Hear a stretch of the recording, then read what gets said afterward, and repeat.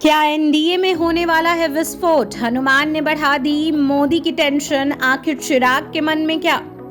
Lojpa are के राष्ट्रीय अध्यक्ष और मोदी सरकार में मंत्री चिराग पासवान इन दिनों बदले बदले नजर आ रहे हैं। वह अपने बयानों को लेकर इन दिनों खासा चर्चा में है। चर्चा इस बात की हो रही है कि पानी में रहकर वे मगरमच्छ की भूमिका क्यों निभा रहे हैं।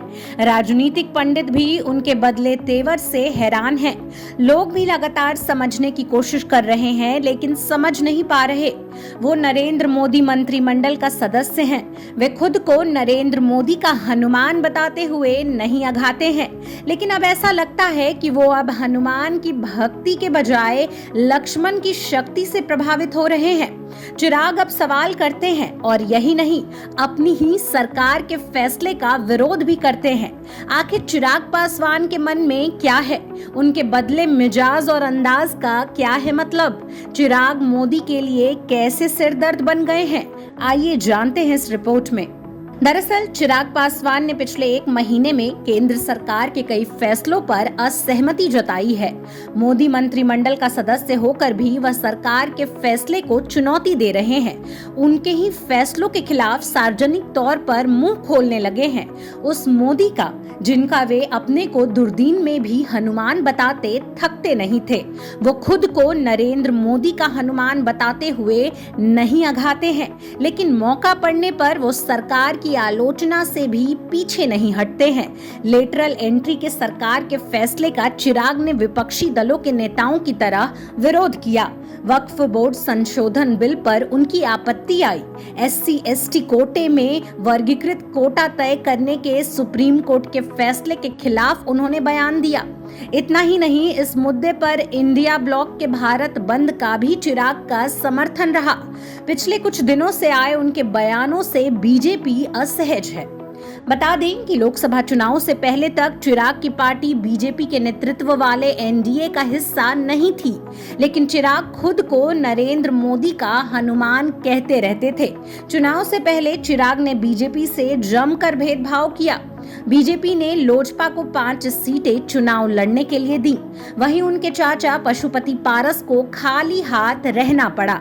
जब चुनाव परिणाम आए तो लोजपा ने सभी 5 सीटें जीत ली। सभी सीटें जीतने का इनाम भी चिराग पासवान को मिला। उन्हें केंद्रीय मंत्री बनाया गया। यहाँ तक तो सब ठीक चल रहा था। चिराग पीएम मोदी के हनुमान की ही भूमिका में नजर आ रहे थे, लेकिन वक्फ बोर्ड को लेकर लाए गए बिल पर उनका रुख बदलता हुआ नजर आया। उन्होंने मांग की कि सरकार इस बिल को संसदीय समिति को भेजे।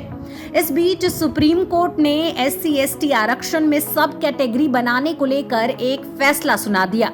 इससे SC/ST के एक बड़े वर्ग में इस फैसले को लेकर नाराजगी पनपने लगी।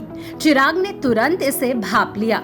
उन्होंने सुप्रीम कोर्ट के फैसले पर अपनी पार्टी की ओर से एक पुनर्विचार याचिका दायर करने की बात कर दी। इसने बीजेपी को असहज कर दिया। फैसले के खिलाफ 21 अगस्त को बुलाए गए भारत बंद का चिराग की लोजपा ने समर्थन भी किया। इस बीच यूपीएससी ने केंद्र सरकार के मंत्रालयों में सीधे भर्ती को लेकर एक विज्ञापन निकाला। इसमें किसी तरह के आरक्षण का प्रावधान नहीं था। इसके विरोध में विपक्षी दलों ने मोर्चा खोल दिया। चिराग पासवान इसके भी सुर में सुर मिलाते हुए नजर आए। इसका नतीजा यह हुआ कि सरकार को यह विज्ञापन वापस लेना पड़ा। अब सवाल ये है कि चिराग पासवान केंद्र सरकार का हिस्सा होते हुए भी उनके फैसलों पर लगातार सवाल क्यों उठा रहे हैं। राजनीतिक जानकार बताते हैं कि चिराग में आए इस बदलाव के पीछे है बदलती राजनीतिक हवा। लोकसभा चुनाव में कांग्रेस और दूसरे विपक्षी दलों ने आरक्षण और संविधान को मुद्दा बनाया। उनका कहना था कि अगर बीजेपी फिर सत्ता में आई तो वह संविधान को बदल देगी और आरक्षण खत्म कर देगी। चुनाव में यह मुद्दा काम कर गया। इसका परिणाम यह हुआ कि बीजेपी अपने दम पर बहुमत लाने में कामयाब नहीं हो पाई। इससे दलितों और वंचितों के मुद्दों की ताकत का एहसास चिराग पासवान को हुआ है। इसीलिए वो दलितों के किसी मुद्दे पर चुप नहीं रहते हैं। चिराग का वोट बैंक भी दलित वर्ग ही है, इसलिए सरकार के खिलाफ जाने से भी पीछे नहीं हटते। वहीं राजनीतिक जानकार चिराग की इस सक्रियता का एक दूसरा पहलू अगले साल होने वाला बिहार विधानसभा चुनाव को बता रहे हैं। कहा जा रहा है कि वो इन बयानबाजियों से बीजेपी से एक बार फिर अधिक से अधिक सीटें लाने की कोशिश कर रहे हैं। उनकी राजनीति में आए इस बदलाव की वजह क्या है? आखिर चिराग पासवान के मन में चल क्या रहा है, यह तो वही जाने, पर उनके बदले मिजाज और अंदाज से लोगों को आश्चर्य जरूर हो रहा है। इसके साथ ही मोदी की टेंशन भी बढ़ी हुई है।